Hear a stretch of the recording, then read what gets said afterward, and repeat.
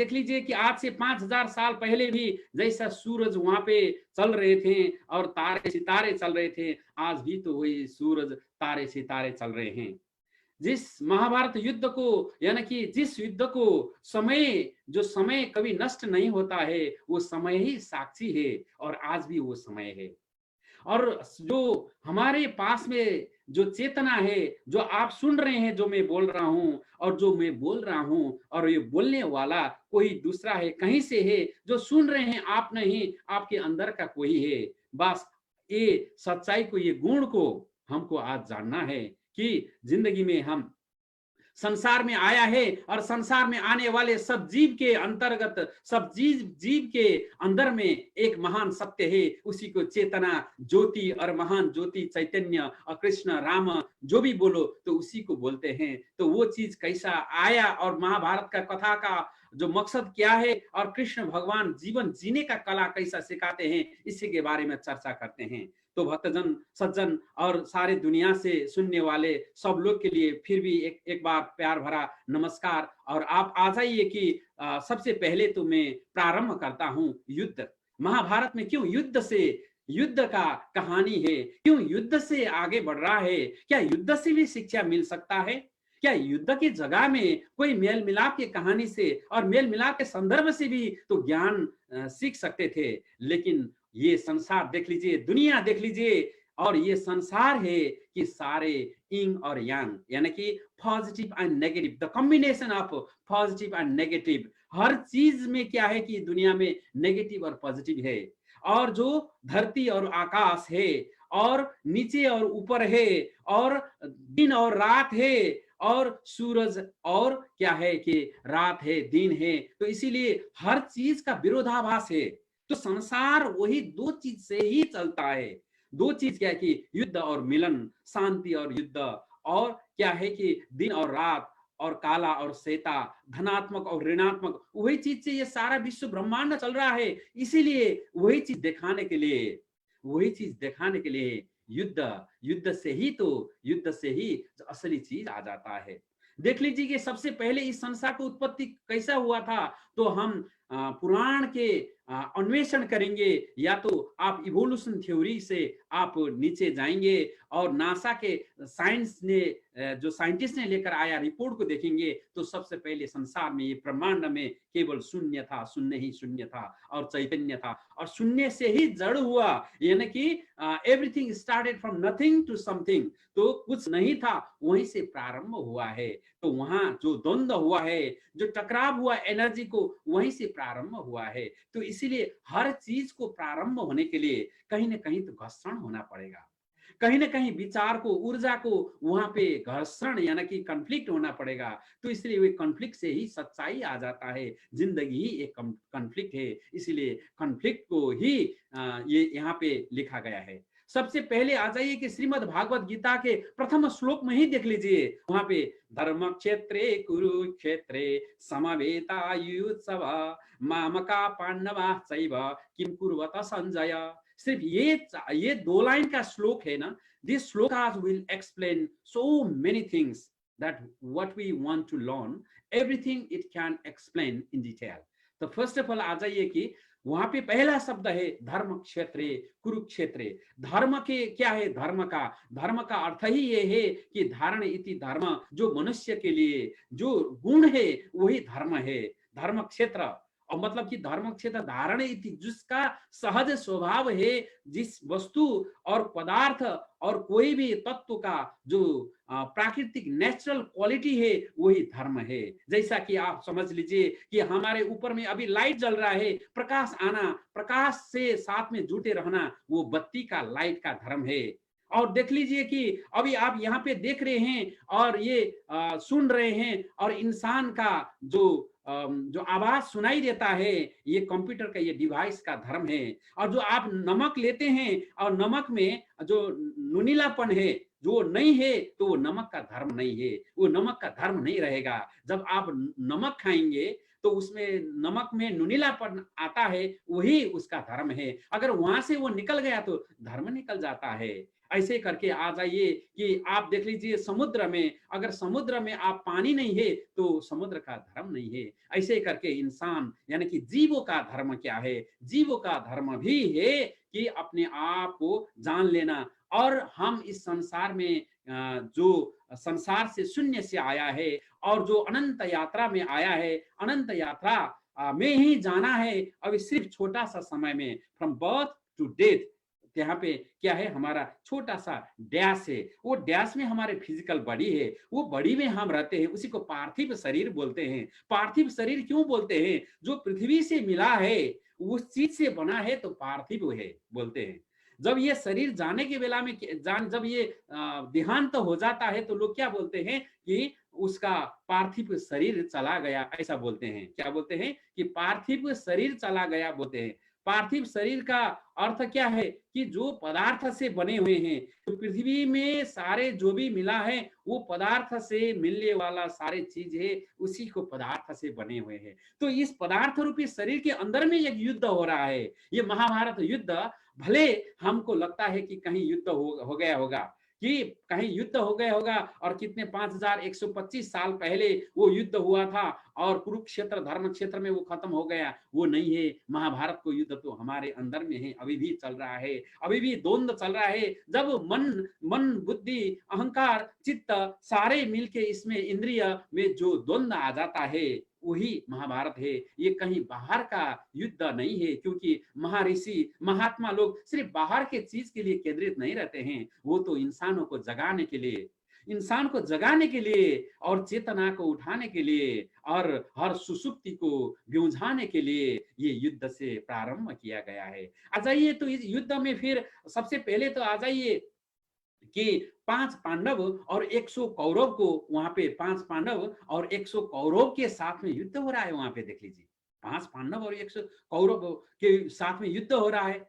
तो उसमें नाम देख लीजिए आप इस चीज से कि युधिष्ठिर, और पहला क्या है, पांडव का प्रथम पुत्र का नाम क्या है? युधिष्ठिर। और उधर जाइए कि कौरव का प्रथम पुत्र यानी कि ज्येष्ठ पुत्र का नाम है दुर्योधन।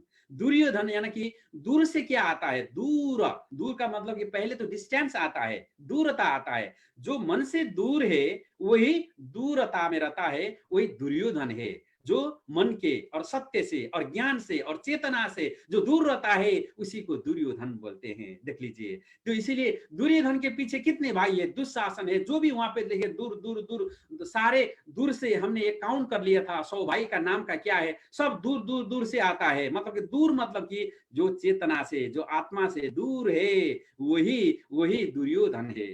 तो इसीलिए फिर आ जाइए, नाम से ही महात्मा ने ऐसा सांकेतिक रूप में विलक्षण से नाम रख दिया है गया है। इसीलिए ये कहीं का बाहर का युद्ध नहीं है, ये है तो हमारे अंदर का ही युद्ध है। कि युधिष्ठिर, युद्ध क्या है? युद्ध योग, योग धातु से आने वाला युद्ध यानी कि योजना, योजक, योजक यानी कि जोड़ने वाला है, समीप में है, पास में है, जो सत्य के पास में है, युधिष्ठिर है।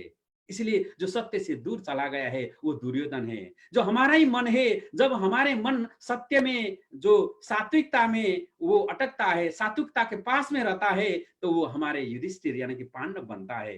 जब सत्य से दूर जाता है तो यही मन दुर्योधन बन जाता है। इसलिए तो शत्रु बाहर नहीं है, अंदर ही है। इसलिए मन एव मनुष्याणाम कारणम बंध मोक्ष बोला है। यही मन, अगर यही मन हमारे मन क्या है तो अच्छे में लगता है तो यही मन को सुमन बोलते हैं। क्या सुमन? अच्छा सुमन है। यही मन अगर दुर्गुण में लग जाएगा तो वो दुश्मन बनता है।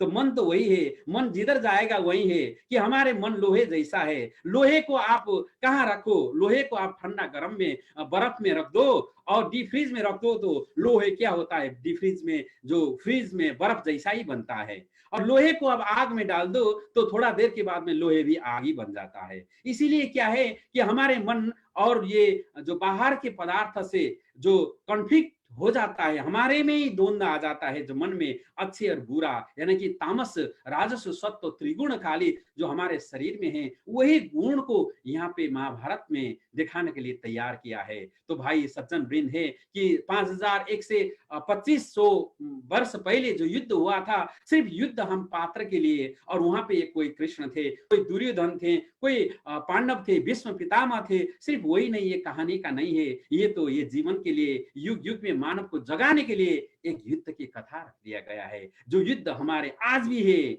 और कल भी रहेगा, जो युद्ध से ऊपर आ जाएगा। ये ऊपर ऊपर कौन से कैसा होकर आएगा कि युद्ध में आप देख लीजिए कि जैसा ही जो आपको साधना के रीत से ऊपर आ सकते हैं। साधना क्या है? साधना में पंच पांडव है। पंच पांडव में क्या क्या पड़ जाता है? तो हमारे पंच गुण है, जो पंच चक्र है और जो 5 चक्र है, उसमें आ जाइए कि कुंती और द्रौपदी और उसमें कृष्ण भगवान जोड़ दीजिए तो वहां पे 8 चक्र हो जाता है। इसलिए जो हमारे शरीर का ही जो अष्ट चक्र नव द्वारा जो शरीर का जो घनीभूत होने वाला जो चक्र को साधना करते हैं, वही वही परम कृष्ण को, परम ईश्वर को, परम सहस्रार चक्र को पहुंच सकते हैं। इसलिए ये बहुत बड़ा विज्ञान है। ये बहुत बड़ा विज्ञान को जानने के लिए ही एक युद्ध को दिया गया है। तो आ जाइए, भीष्म पितामह कौन है?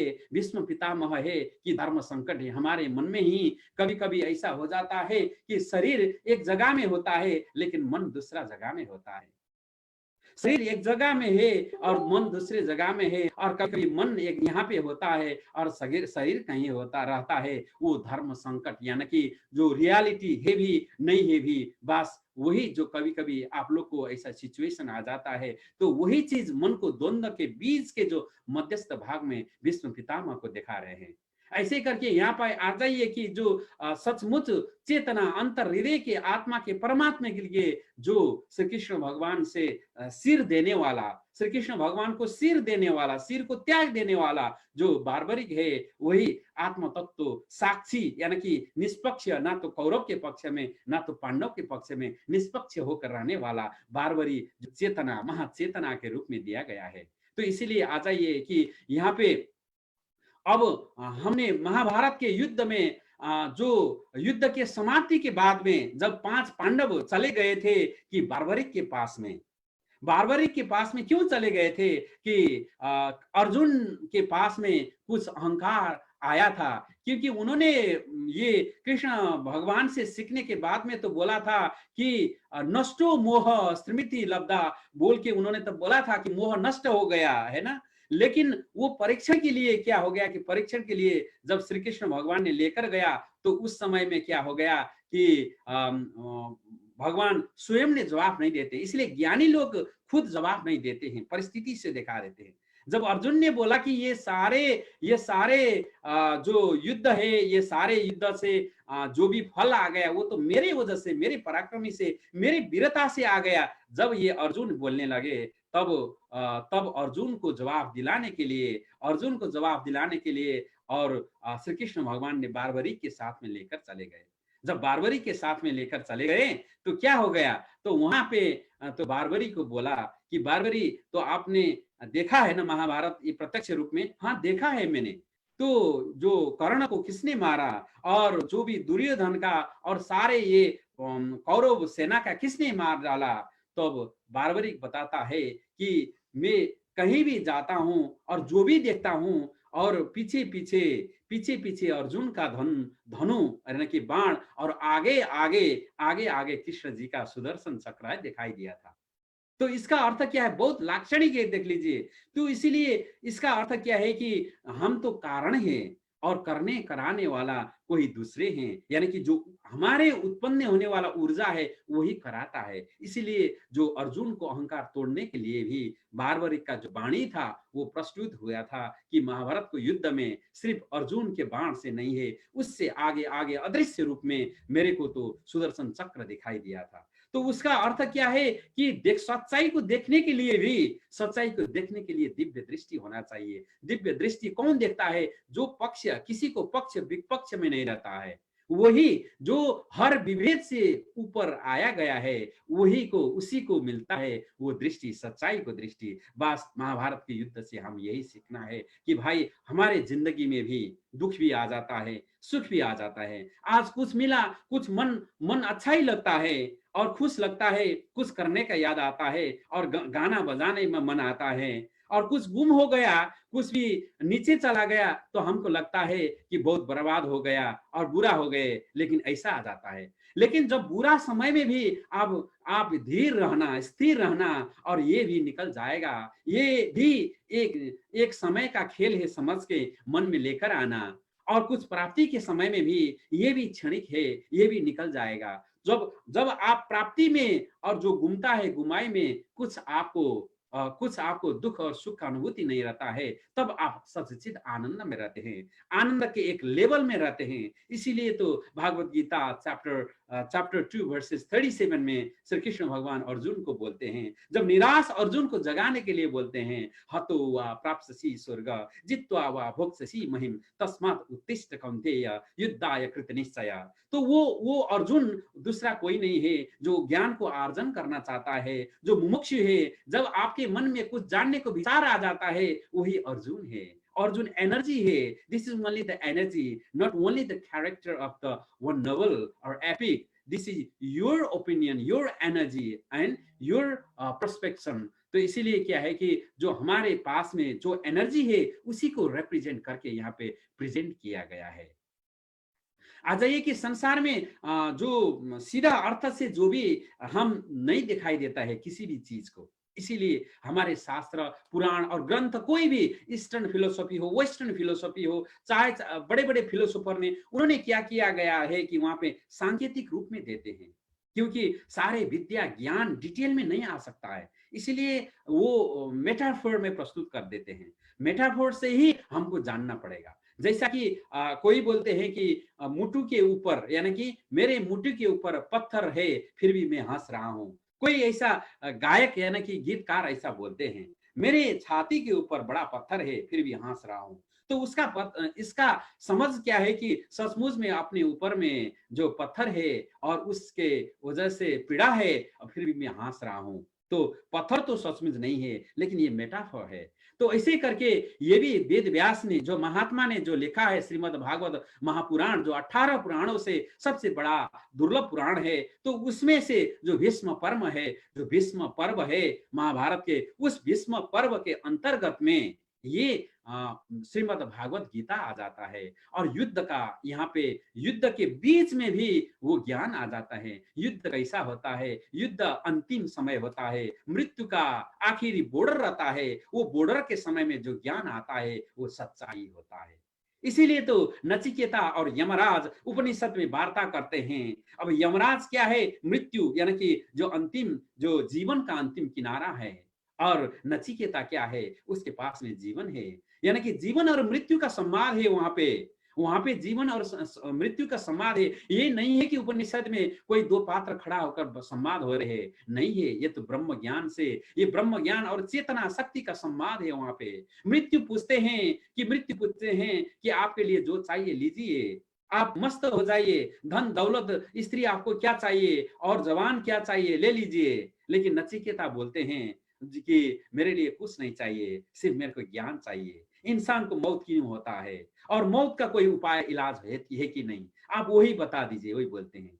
अगर कोई भोगी लोग है तो नचिकेता के जगह में क्या होता है, वो बोलता था कि मेरे को धन दीजिए, इलाज दीजिए, सारे दीजिए। लेकिन नचिकेता ने वो नहीं मांगा है, उन्होंने मांगा है कि ज्ञान। इसीलिए जो ज्ञान से बड़ा कुछ नहीं है, ज्ञान से सब कुछ आता है, धन भी आ जाता है, सब कुछ है। और ज्ञान नहीं है तो धन है, तो धन भी गुम जाता है, तो धन भी आपको जो नुकसानी में पड़ जाता है। इसीलिए यहाँ पे भी एक जीवन और मृत्यु का संवाद उपनिषद में है। यहाँ पे भी युद्ध मैदान में श्री अर्जुन और कृष्ण के बीच में जो संवाद हो रहा है, जो जीवन की आखिरी घड़ी में। इसलिए कि लोग किस टाइम में सत्य बोलते हैं कि दो समय में बोलते हैं। या तो लोग नशे में हैं, दारू पी रहे हैं, उस टाइम में सत्य बोलते हैं, या तो मृत्यु के आखिरी क्षण में, तब उस समय में सत्य बोलते हैं। या तो आप प्रज्ञा से, ज्ञान से उदीयमान हो गए, उस टाइम में सच्चाई को बोल देते हैं।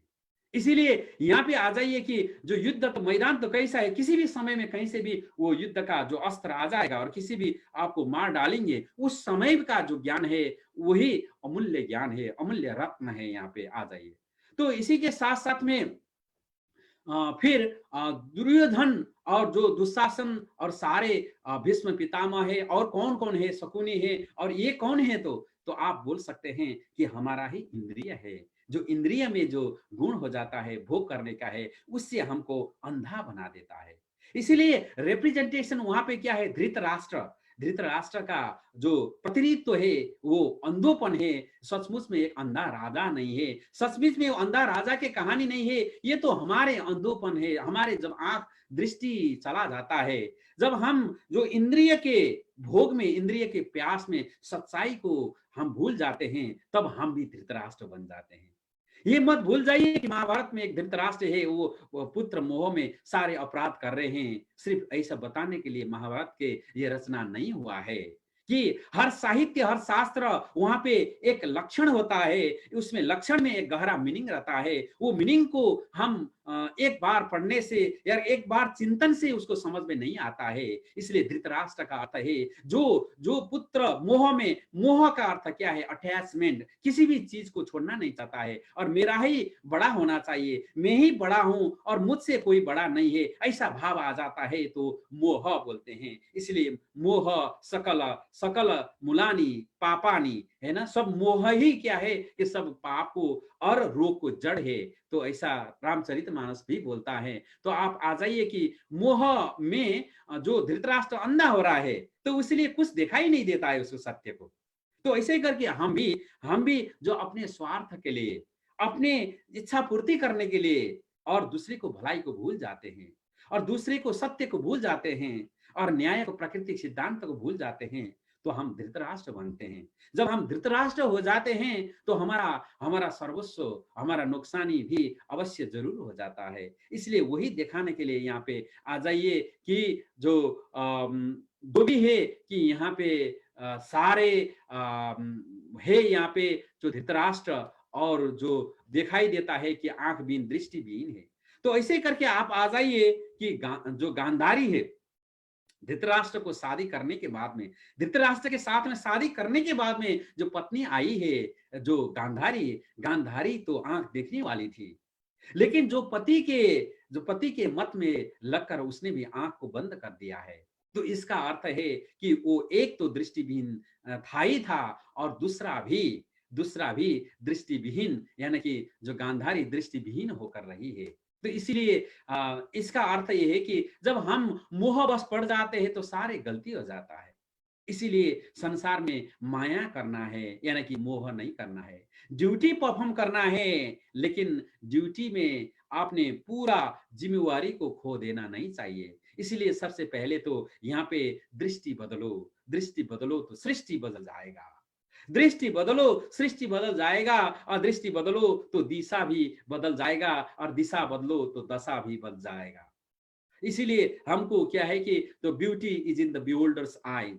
तो वही है कि सारे जो हमारे महाभारत में वही दिखाते हैं कि सबसे पहले कि अपना ही दृष्टि को आप बंद करो, और अपने दृष्टि को आप जो बाहर का दृष्टि है उसको नहीं, अंदर को दृष्टि देखो। और सिर्फ इंद्रिय के दृष्टि से नहीं है, कि मन के दृष्टि से नहीं है, इंद्रिय का दृष्टि से नहीं, चेतना के दृष्टि से देखो।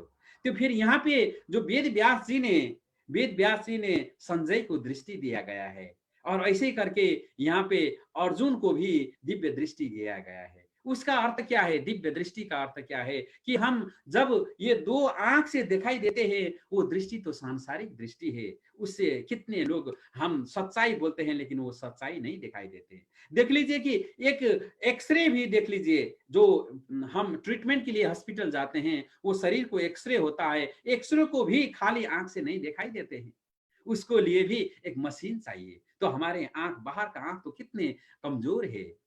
देख लीजिए यहाँ पे, जहां पे आप बैठ रहे हैं, मेरा आवाज जा रहा है, लगता है कि ये शून्य शून्य है, कुछ भी नहीं है, लेकिन वहां पे भी मैग्नेटिक पावर से और रेज है, वेव से, इलेक्ट्रॉनिक वेव से, मैग्नेटिक एनर्जी है, तो इलेक्ट्रिकल वेव्स है वहां पे। तो ये नहीं है कि आंख से हम कुछ नहीं देखते हैं, इसका मतलब कुछ नहीं है, नहीं है, वहां पे सत्य है। वहां पे वो देखने के लिए जब हमारे बाहर का आंख तो क्या है, इंद्रिय है, इसको सीमित है, लिमिटेशन है।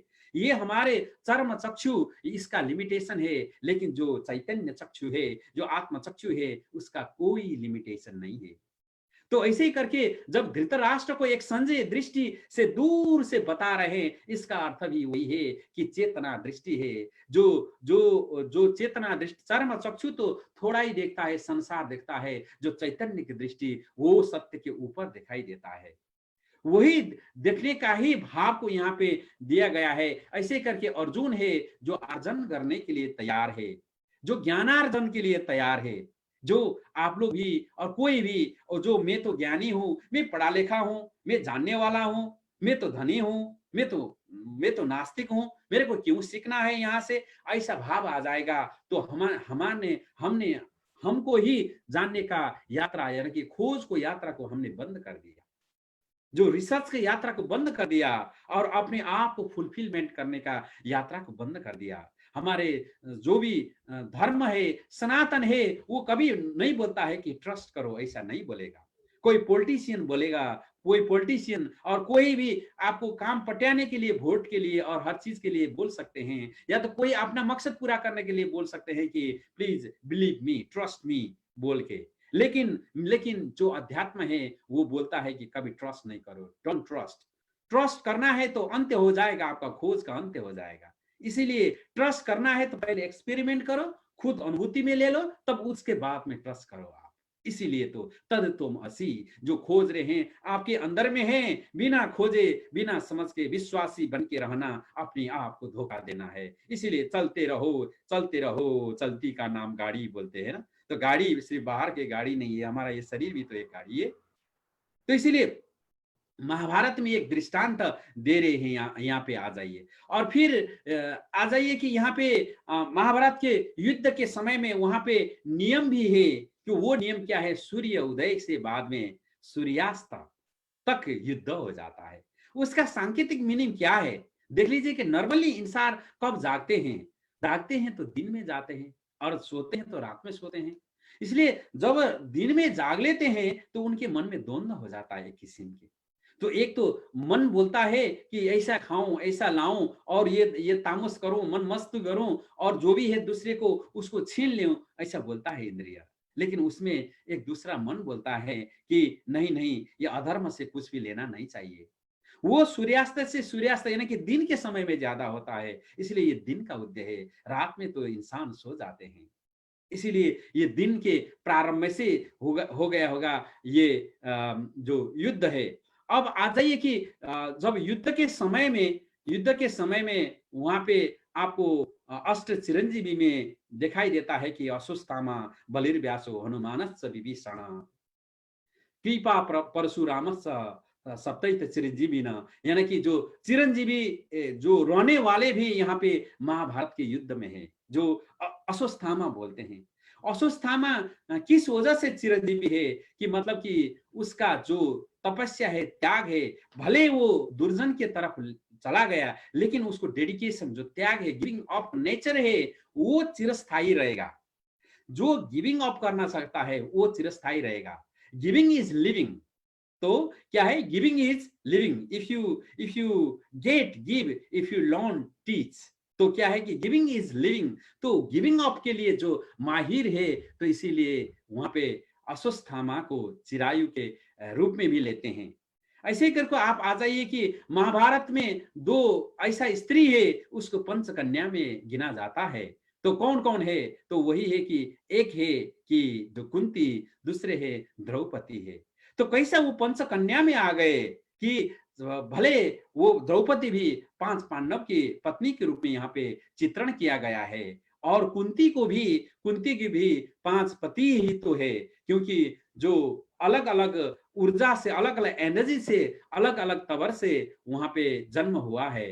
तो इसका अर्थ क्या है कि इसका अर्थ है कि भले ये शरीर और ये हमारे इंद्रिय का जहीं भी जाए, लेकिन मन हमारा शुद्ध होना चाहिए।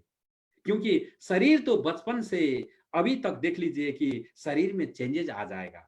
एंथ्रोपोलॉजी या साइंस बोलता है, एनाटॉमी बोलते हैं, एवरी 35 डेज में हमारे स्किन को चेंज होते हैं। 35 डेज पहले जो स्किन था, अभी का स्किन नहीं है। इसीलिए ये जो शरीर के पीछे नहीं लगना, मन के पीछे लगना। शरीर तो जीर्ण जीर्ण होते जाता है। तो भोग कभी जीर्ण नहीं होता है।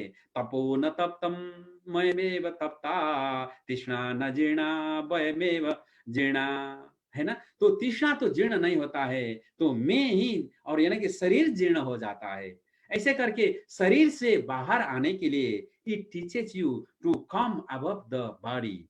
You are not only the body, and not, don't believe और don't feel that the body is only the truth. तो अल्टीमेट ट्रूथ क्या है कि चेतना है, ऊर्जा है, उसको जानने के लिए ही यहाँ पे महाभारत युद्ध को दिखाया गया है। यहाँ पे आ जाइए कि फिर अब दूसरे है कि जो कुंती और द्रौपदी ने, चाहे भले उनका रिलेशनशिप और जो पारिवारिक जिंदगी अलग अलग जगह में है, लेकिन उन्होंने धर्म को कभी नहीं छोड़ा है, धर्म को कभी नहीं छोड़ा। तो इसलिए जब धर्म को नहीं छोड़ते हैं मन, तो सबसे बड़ा शुद्ध क्या होता है? मन होता है इंसान को, शरीर नहीं है। इसीलिए दिस इज महाभारत, यानी कि कृष्ण नीति, ये फिलोसॉफी सिखाता है इक्वालिटी। आज संसार में वुमन को डिस्क्रिमिनेशन हो रहा है, कितने हमारे भाई बंधु को जो कास्ट डिस्क्रिमिनेशन हो रहा है, कितने पशु को और ये पंछियों को लोग साथ नहीं दे रहे हैं। तो इस समय में क्या है कि जो कृष्ण नीति आप सीख लीजिए, तो वहां पे कोई डिस्क्रिमिनेशन नहीं है। जो आज स्त्री, हमारे दीदी, हमारे जो बहन माता जी हैं और संकट में हैं, क्योंकि शादी की वजह से और हर वजह से उनको प्रताड़ना भोगना पड़ रहा है। लेकिन आप देख लीजिए कुंती और द्रौपदी से, देख लीजिए कि परिस्थिति से अनुसार नहीं, मनस्थिति के अनुसार इंसान को मापन किया जाता है।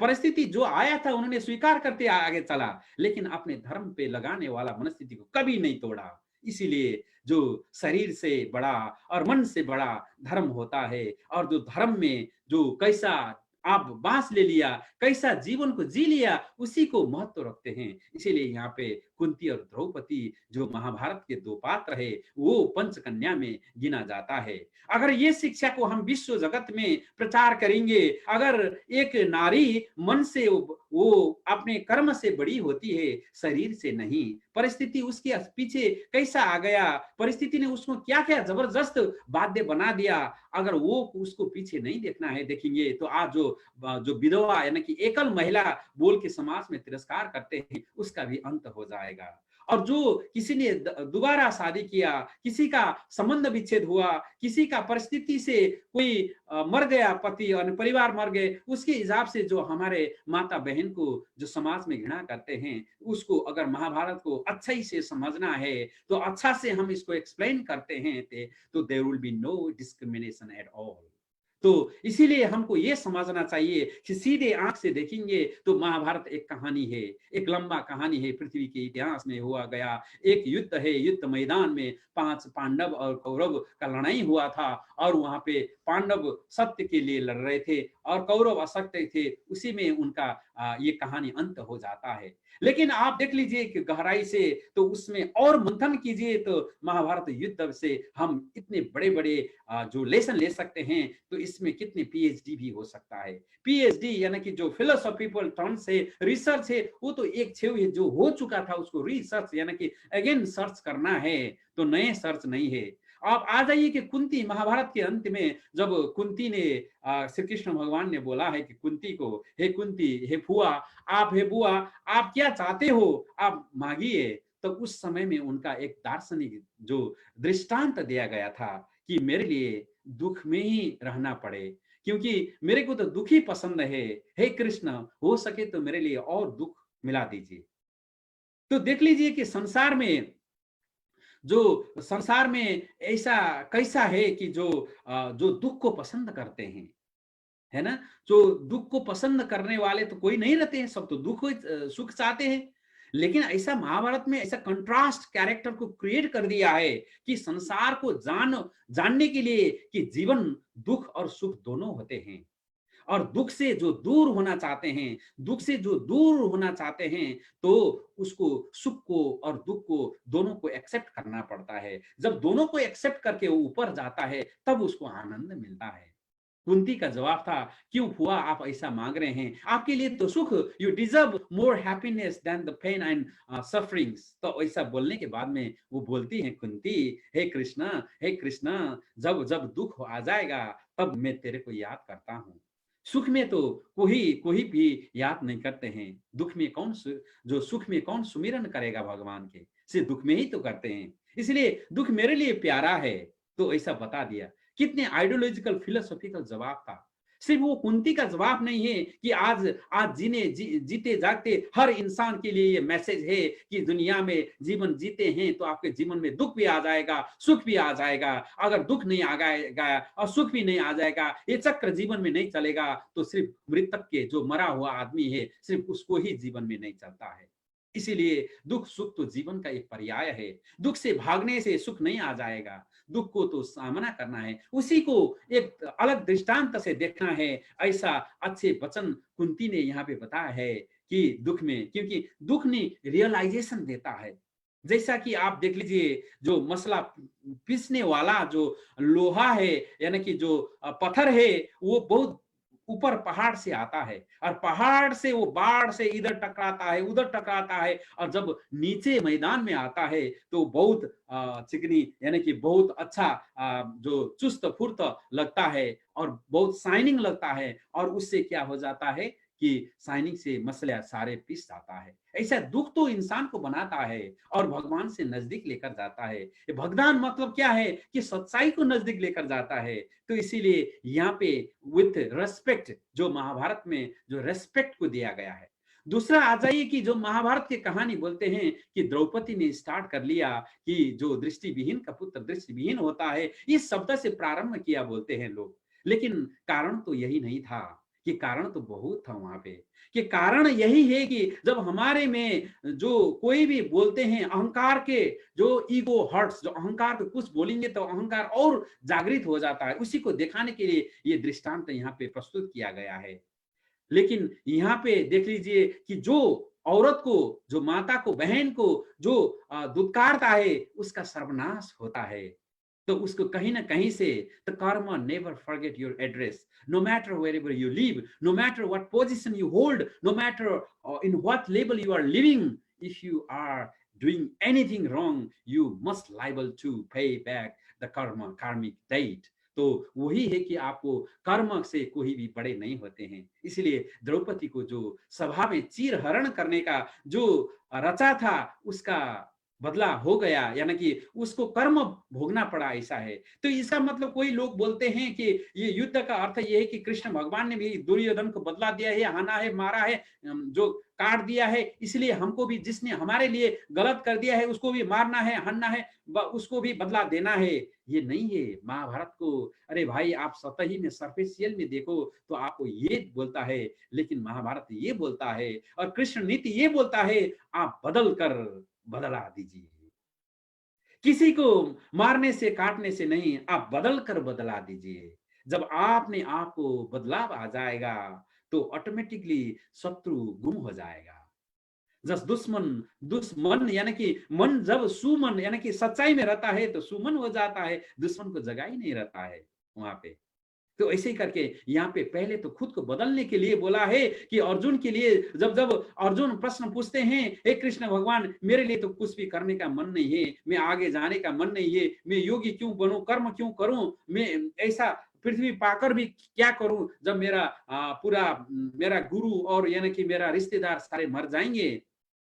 तो उसी क्षण में बोलते हैं, नैनम छिन्नन्ति शस्त्राणि नैनम दहति पावक न चैनम क्लेदयन्त्यापो न शोषयति मारुतः, बोल के वो बोलते हैं। उसके बोलने का मकसद भी वही था कि क्या था कि हे अर्जुन, आप जो बोल रहे हैं, जो ना तो आप मार सकते हैं न कोई मरता है, तो इसका अर्थ क्या है, मारना भी नहीं सके, मरते भी नहीं है।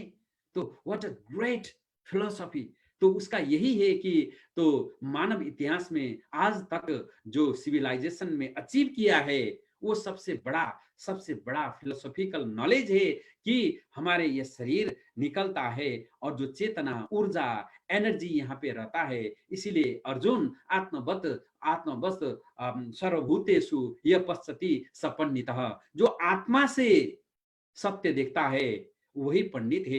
इसलिए जो पंडित हैं, जैसा आप बात क्यों कर रहे हो, जिस चीज में आपको चिंता नहीं करना चाहिए उस चीज को चिंता क्यों कर रहे हो, ऐसा बोलने के बाद में अर्जुन साइलेंट रहते हैं। इसीलिए ज्ञान ही आंख खोल देता है। सचमुच में जो ज्ञान के आंख यानी कि ज्ञान के द्वार जो ऐसा है कि खुल दिया है श्री कृष्ण भगवान ने, ऐसा दिव्य दृष्टि का अर्थ भी वही है कि जब आपने अंदर में जो पराशक्ति पराविद्या जागृत होता है, तब आप जो दुनिया देखते हैं उससे दूर तक आपको दिखाई देगा। जो आप देखते हैं दुनिया को नहीं दिखाई देते हैं। वो सच्चाई को देखना ही जो अध्यात्म की परम ऊंचाई है, वही ऊंचाई को लाक्षणिक रूप में दिखाने के लिए यहाँ पे श्री कृष्ण भगवान ने दिव्य दृष्टि दिया गया है। तब अर्जुन दिखाई देते सारे ब्रह्मांड ने वहां पे समाहित हुआ है। उसका अर्थ क्या है? उसका अर्थ ये है जो जीव में, वनस्पति में, कीट, जो चींटी में हो, हाथी में हो, कुत्ते में हो, हर चीजों में क्या है? जो सच्चाई दिखाई देते हैं, तब वो पंडित होते हैं। तो इसीलिए पहला क्या और था? आत्मवत सर्वभूतेषु यः पश्यति स पंडितः, पंडित का। और दूसरा भागवत गीता चैप्टर 5 वर्सेस 18 और जो 13 में भी आ जाइए कि विद्या विनय संपन्ने ब्राह्मणे गविहस्तिनि सुनी चैव सोपाके च पंडिता समदर्शिनः। तो ऐसे करके आ जाइए, जो सच्चाई को दिखाई देता है तो सच्चाई ही दिव्य दृष्टि है और कुछ नहीं है। आपको अंदर में भी वो दिव्य दृष्टि है। जिस दिन आपको साधना करके जो आप सात चक्र यानी कि 5 पांडव और द्रौपदी, कुंती और सहस्रार जो कृष्ण को साधना करते करते जो आपको जो चक्र खुल जाता है, उसी समय में श्रीमद् भागवत गीता 6वां स्कंद और प्रथम अध्याय और 40वां श्लोक में जो बताया गया है, वेद प्राणी तो धर्मो या धर्मस तद विपर्याय या अधर्मस तद विपर्याय, यानी कि जो प्राणी हित, जो लोक कल्याण को दृष्टि आ जाता है, वही धर्म है।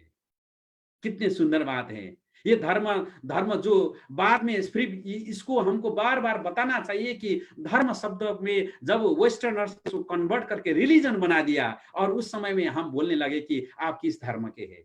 अरे धर्म तो कि ये वो होता ही नहीं है, धर्म तो एक ही रहता है। रिलीजन का ट्रांसलेशन धर्म नहीं है, रिलीजन का ट्रांसलेशन तो संप्रदाय है। इसीलिए धर्म तो धारण इति धर्म है। जो मनुष्य का जो धर्म है तो उसको कब दिखाई देता है? जब को समानता दिखाई देता है, सब में एक आत्मा दिखाई देता है, एक चित्त दिखाई देते हैं, और प्रकृति में और कला में हर चीज में जो कृष्ण रूप यानी कि जो महाचैतन्य दिखाई देते हैं, तब वही धर्म हो जाता है। इसीलिए यहाँ पे जो बाहर धोखा हो जाता है, जो असली रूप को हम नहीं छोड़ सकते हैं। तो असली रूप को जो छोड़ने के लिए इंद्रिय को जब हम ट्रेन देते हैं, अभ्यासेन तु कौन्तेय वैराग्येण च गृह्यते, मतलब कि practice and practice and practice, हम उसको छोड़ सकते हैं।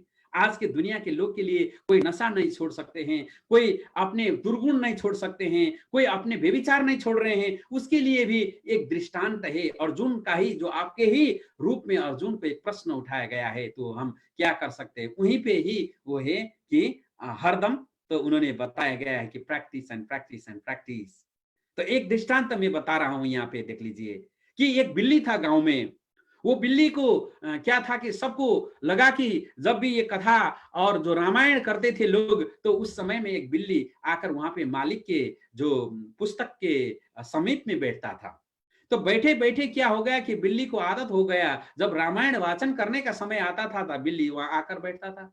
उसी समय में क्या किया कि मालिक ने जो दीपक है यानी कि दिया को बिल्ली के सर पर रखने लगा, और वो वैसे ही ट्रेंड हो गया और वैसे ही सर पर उसको दिया जला के रामायण पढ़ता था। ऐसा जब एक रोज दो रोज करके खबर बाहर आ गया, लोग तो क्या करने लगे, अरे देखो कि बिल्ली तो इतना धार्मिक होकर निकला कि रामायण पढ़ने के समय में खुद बैठता है और जो सर पर दिया रखता है। तो ऐसा बात चलते चलते चलते पूरा गांववासी आने लगे बिल्ली को देखने के लिए, और बिल्ली को देखने के समय रामायण भी सुनने लगे। तो ऐसा करने के समय में लेकिन इस गांव में एक एक ऐसा बुजुर्ग था कि उसको लगा कि बिल्ली कैसा हो जाता है, जो चूहा चूहा बिना नहीं रह सकता है, ऐसा बिल्ली कैसा राम भक्त यानी कि कैसा स्पिरिचुअल यानी कि सात्विक हो सकता है, ये तो ढोंग हो सकता है। तो इसीलिए ने उसने चेक करने के लिए उस घर में गया। जब उसने उस घर में गया, सब लोग वहां पे तैनात हो गए, रामायण प्रारंभ होने लगा और दिया मालिक ने उसके सर पर रख दिया। सब लोग सरप्राइज होकर देखने लगे, अरे वाह देखो कि रामायण श्रवण करता है बिल्ली। तो इसी समय वो बुजुर्ग ने क्या किया कि जो बिल्ली के थोड़ा सामने के लाइन में वो बैठा था, जहां वो बैठ रहे थे, बिल्ली आमने सामने दिखाई देता था, उसी समय में उसने क्या किया, अपने पकेट से एक चूहे निकाल दिया और वहां छोड़ दिया। तो बिल्ली पूरा दिया सिया छोड़ के वो चूहे को पकड़ने के लिए भाग गया।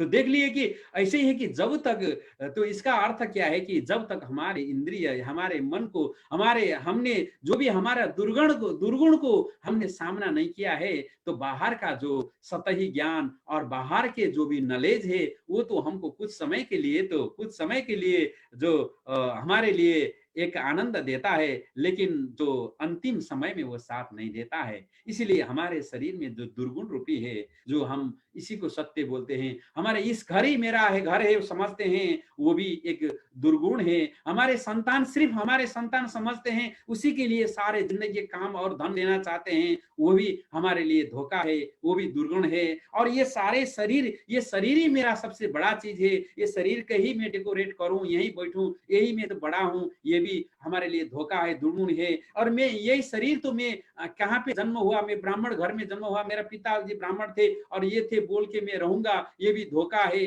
क्योंकि आत्मा को कोई जात नहीं होता है, there is no gender of soul. और वहां पे कुछ आत्मा का या कि ब्लड का कोई कास्ट नहीं रहता है, इसीलिए ये भी धोखा हो गया। इसीलिए महाभारत को जितना है, महाभारत को जानना है, तो अपने आप को जो आने वाला दुर्गुण है, जो डिस्क्रिमिनेशन आ जाता है शरीर में, इंद्रिय में जो भाव पैदा होता है, पल पल में, जो रिसर्च बोलता है कि 24 आवर में हमारे 60,000 से ज्यादा विचार आ जाता है मन में, वो मन में से क्या होता है, 90% से ज्यादा तो हमारे कामना वासना से प्रभावित होने वाले विचार है। उस विचार से हम जीत कर एक सच्चाई में रहेंगे, तब हमारा जीत होगा। अब महाभारत को हम समझेंगे, अब तो कृष्ण भगवान को हम जानेंगे, तब तो लाइट को जान सकते हैं। नहीं तो हम हर साल महाभारत की कथा सुनते रहते हैं, कृष्ण जन्माष्टमी को बाजा गजा गजा कर हम कृष्ण को जन्म देते हैं कम सके जो कारागार में, लेकिन अपने अंदर को कृष्ण को कभी जगाया नहीं, कभी जन्म दिया नहीं, तो अंधेरा अंधेरा में रहते हैं। कहाँ दिवाली हो सकता है अंधेरा मन लेकर, जहाँ अज्ञानता है कहाँ दिवाली हो सकता है। दिवाली तो ऐसा विद्या को करना है, एवरी डे प्रैक्टिस करना है। कहाँ से स्टार्ट करो, ध्यान से स्टार्ट करो। ध्यान कहाँ से स्टार्ट करो, अंदर देखने का आदत बसा लो। जब अंदर देखने का आदत नहीं है, तब बाहर का ये सारे भाग दौड़, ये सारे तो कुछ भी नहीं है, ये तो कागज के टुकड़े के पीछे लग गए हैं हम। लगना भी पड़ेगा, बहुत चाहिए, लेकिन उससे ज्यादा तो अंदर की बुद्धि चाहिए। इसीलिए तो हम लक्ष्मी और गणेश को यानी कि विष्णु को पूजन करते हैं। उसमें क्या है कि विष्णु को पूजन करते हैं क्योंकि Vishnu means like intellectual force, Lakshmi means the prosperity. If you achieve the intellectual force, the spirituality, the prosperity will come automatically. तो वही है कि हम जब प्रोस्पेरिटी यानी कि प्रोस्पेरिटी के पीछे जाएंगे, तो इंटेलेक्चुअल और स्पिरिचुअलिटी नहीं भी आ सकता है। लेकिन स्पिरिचुअलिटी के लिए, इंटेलेक्चुअल फील्ड के लिए, संतुलन के लिए, योग ध्यान तप और अपने सृजना के लिए आप समय देते हैं, तो ऑटोमेटिकली आपका माइंड शार्प बनेगा। माइंड शार्प बनेगा तो सात्विक भोजन, सात्विक आहार और जो सात्विक व्यवहार, सात्विक सत्संग में आपको मन जाएगा। जब सात्विकता में जाएगा, विचार सात्विक आ जाएगा, विचार सात्विक आ जाए तो बुद्धि अच्छा आ जाएगा। इसीलिए सबसे पहले तो हमारे सोच है, थॉट है, थॉट अच्छा यानी कि समानता और इक्वल करो, और सुखे दुखे समय कृत्वा लाभ लाभ जया जयो, यानी कि इक्वल को हमको समझना है। उसके बाद में धीरे धीरे धीरे हमको बढ़ाना है कि समत्व में जाना है। समत्वम योग उच्चते। तो हमारे यहाँ पास में आदरणीय महात्मा योगी जी भी है, ललित शंकर योगी जी भी है। समत्वम योग उच्चते है, तो इसलिए योग को आप प्रार्थना करो और ऐसा ज्ञानी जन से कुछ सीख लो और प्रैक्टिस कर लो, तो योग से ही हम बड़ा बन सकते हैं। और मन में समत्व भाव आ जाता है, तब कृष्ण उदय हो जाता है, तब महाभारत को युद्ध जान लेते हैं हम, तब हम पांडव और कौरव जान लाते हैं, तब हम दुर्योधन और उसका भाई का क्या अर्थ है वो जान सकते हैं। तब धृतराष्ट्र का आंख बंद, हम जो कहानी तो पढ़ते हैं अपना ही आंख बंद हो रहा है। तो इसीलिए को सबसे बड़ा चीज वही करना है, और जो कृष्ण को जानने के लिए सारे डिस्क्रिमिनेशन से ऊपर आना है।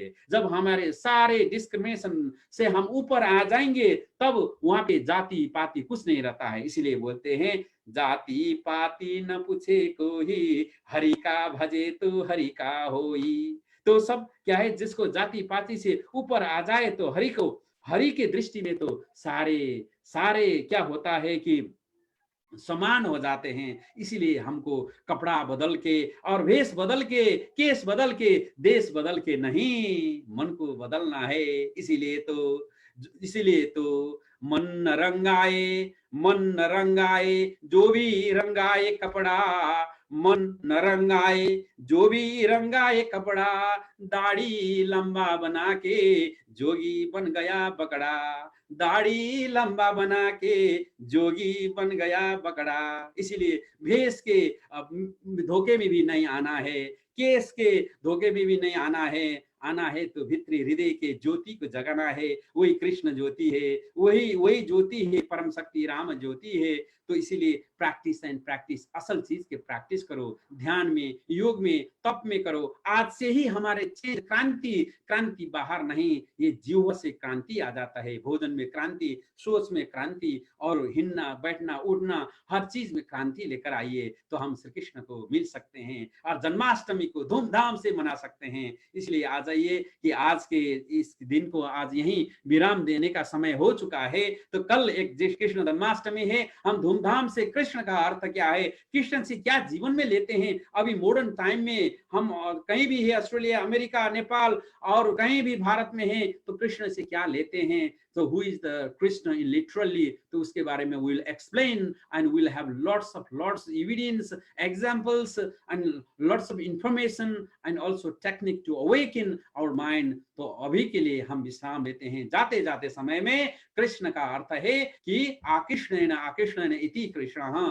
तो आकर्षण जो परम तत्व को जानना है। इसलिए थोड़ा ही, एक घड़ी आदि से भी पुण्य, एक घड़ी भी हो क्यों नहीं हो, उससे आधा भी हो, आंख बंद करके अपने आप को विचरण कर लीजिए।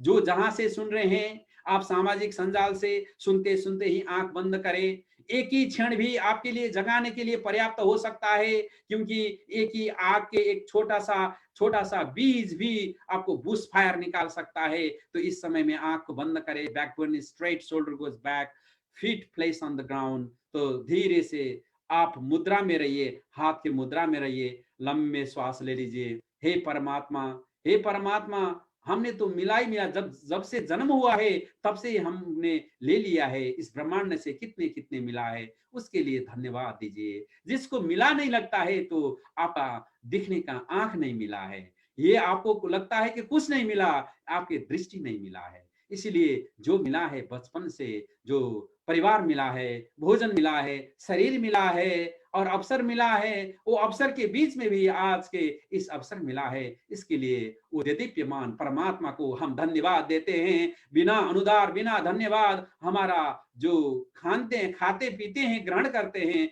तो उसको कर्म बंधन में पड़ जाते हैं। उसको मुक्ति के लिए हम इस धन्यवाद करते हैं, ग्रेटिट्यूड प्रवर्सन करते हैं। आप सिर से पांव तक और पांव से सिर तक अपने मन को डुलाए, मन को लेकर चले आप, और सिर से पांव, पांव से सिर, आंख को देखे, कान, नासिका, जिह्वा, कोष्ठक,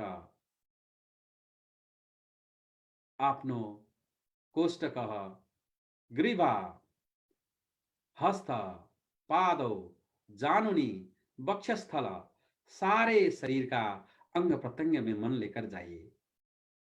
और अंदर में क्या हो रहा है, हमको जीने के लिए, हमारे को बचाने के लिए किडनी, हार्ट सारे चल रहा है। तो वो चलाने वाला कौन है? हमने तो कुछ ऑर्डर दिया गया नहीं है।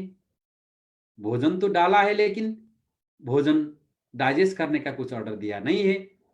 वो परम सत्य है, वो सत्य को स्वीकार करो नहीं करो, फिर भी तो वो वहीं है। सूरज को आप नमस्कार करो नहीं करो, कुछ फर्क नहीं पड़ता है, वो तो आप ड्यूटी करेगा, लेकिन नमस्कार करो तो अपना ही भला होगा। ग्रेटिट्यूड देने का, उदार मन का, और जो उदारता बिना के हृदय पत्थर बराबर रहता है। इसलिए परफॉर्म योर ग्रेटिट्यूड्स।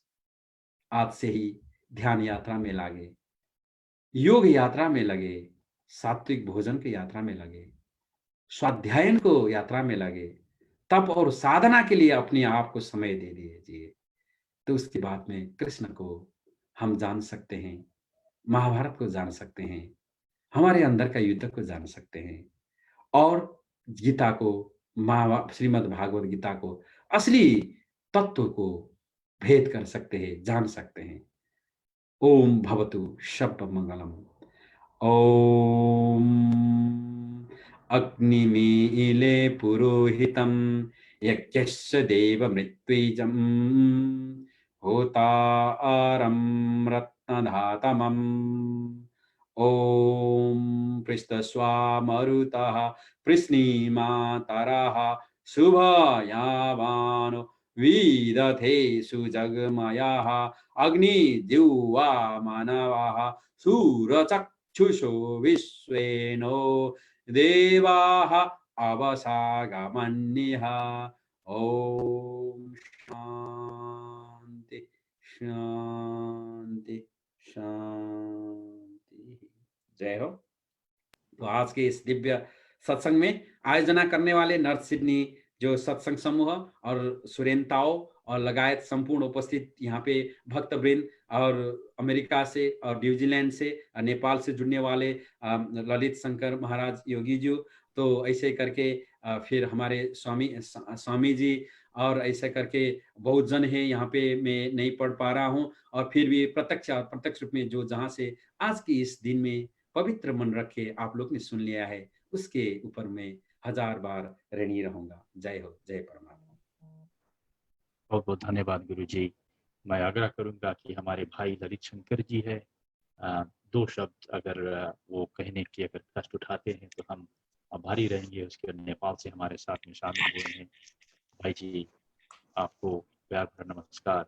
2 शब्द कही क्या आज के प्रवचन के विषय में, फिर उसके बाद में हम आज से विदाई लेंगे और फिर जय श्री राम। ओके, सभी को, सभी दिव्य आत्मा को, मान्यजन को सत सत बंदन नमन। ओमकार बिंदु संयुक्तम नित्यम ध्यायन्ति योगिनः कामदाम मोक्षदाम चैव ओमकाराय नमो नमः। ये आप सभी मिलकर जो ये भव्य सत्संग का आयोजन किया है, ये संसार का बहुत महान कार्य है। आप सभी को मैं ललित शंकर योगी अंतर हृदय से सत सत नमन बंदन करता हूँ, प्रेम सदा व्यक्त करता हूँ। तो जो वंदनीय पूजनीय आचार्य राजन शर्मा जी है, एक सिद्ध पुरुष है, महात्मा है, महामानव है, धरती पुत्र है, एक सदाचारी उपकारी परोपकारी व्यक्तित्व है। आचार्य राजन गुरु के मुखार बिंद से जो अमृत वाणी सुनने को मिला, हम सब धन्य हो गए हैं, प्रभु प्राप्ति हो गया है। इससे भगवान ने आचार्य श्री को संसार में भेजा है, यही काम करने के लिए हम धन्य हो रहे हैं। आचार्य श्री जी को मैं भी प्रणाम करता हूँ और कहता हूँ कि संसार में सभी को ऐसा ज्ञान देकर सबके घट घट में हो रहे भगवान को उजागर करना है। क्योंकि योगेश्वर भगवान श्री कृष्ण कहते हैं, ईश्वर सर्वभूतानाम हृदय से अर्जुन तिष्ठति। अर्जुन, भगवान हर एक आदमी के भीतर है, उसी को प्रणाम करना है, उसी को भगवत मिलता है। ऐसे आचार्य गुरु ने संसार में ज्ञान का ज्योति जगा रहा है। मैं सत सत नमन करता हूँ। बस यही भाग्य सबको मिल जाए। तो जो आप सभी मिलकर ऐसा महान कार्य, ये संसार के सबसे बड़ी कार्य है। यही कार्य से आदमी के भीतरा ज्ञान के ज्योति जागृत हो जाएगा, आदमी ज्ञानी ध्यानी बनेगा, सबको आदर करेगा, सम्मान करेगा, तो यही संसार स्वर्ग लायक बनेगा। ऐसे कार्य के लिए मैं आप सबको सत सत नमन करता हूँ। एक भजन है, जिंदगी की सफर करने वाले, जिंदगी की सफर करने वाले, अपनी मन का दिया तो जला ले, अपनी मन का दिया तो जला ले। जीवन एक यात्रा है, ये यात्रा में प्रकाश की जरूरत है। तो ये यात्रा आचार्य गुरु ने हमरे ज्ञान की ज्योति जगा दिया है, अब यात्रा सहज बन गया है। मैं सबको सत सत बंदन नमन करता हूँ। प्रणाम, बंदन, नमन, ओम। ओम। बहुत सुंदर, बहुत सुंदर। जय हो, जय हो। हमारे सौभाग्य भी बहुत ही अच्छी है कि आप ज्ञानी लोगों के साथ में और समझ में हम आज ये प्रवचन सुने हैं, और हमारे श्रोता जो भी जहाँ जहाँ से आज हमारे साथ में शामिल हुए हैं फेसबुक के द्वारा, फेसबुक के माध्यम से, आज सभी का जो है भाग्य बहुत ही अच्छा था कि आप जैसे ज्ञानी लोगों का हमारे जो आपने समय दान दिया है। तो बिहान यानी कि टुमारो 7:30 बजे हम फिर अपना जो कार्य है हमारे गुरु के द्वारा फिर शुरू होगा। तो जहाँ जहाँ से आप लोग हमारे साथ में शामिल हुए हो, आशा करते हैं कि आप लोगों के पास बिहान फिर आपके पास समय रहेगा, और ज्ञान का जो लुत्फ है हम यहाँ से आप तक पहुँचाते रहेंगे। हम तो सिर्फ करने वाले हैं, कराने वाला तो कोई और है। और आचार्य जी, आपको और सभी को बहुत बहुत धन्यवाद कि आज आपने सभी मिलकर आज का जो प्रवचन है उसका रौनक बढ़ाया है। हम आप सभी के आभारी हैं। जय सिया राम। फिर मुलाकात होगी बिहान शाम को 7:30 बजे। जय हो परमेश्वर। तो दूर दूर से देशाटन से सुनने वाले सब भक्त, सब सज्जन और सब महात्मा धर्म प्रेमी सबके लिए प्राण भरा नमस्कार। आज के इस सत्संग से मैं अपनी वाणी को विराम देना चाहता हूं। तो जाते जाते फिर हम शांति मंत्र के वाचन करते हैं, फिर कल पुनः ऐसे ही हमारे मिलन होगा और परमात्मा को धन्यवाद देते हैं। हरिः ॐ देव शान्तिरन्तरिक्षगुं शान्तिपृथिवी शान्तिरापः शान्तिरोषधय शान्तिवनस्पतय शान्ति विश्वे देवाः शान्ति ब्रह्म शान्तिः सर्वगुं शान्ति शान्तिरेव शान्तिः सामा शान्तिरेधि। ॐ शान्तिः शान्तिः शांति। हरि ओम तत्सत। जय जय श्री राम। जय श्री जय श्री राम। जय श्री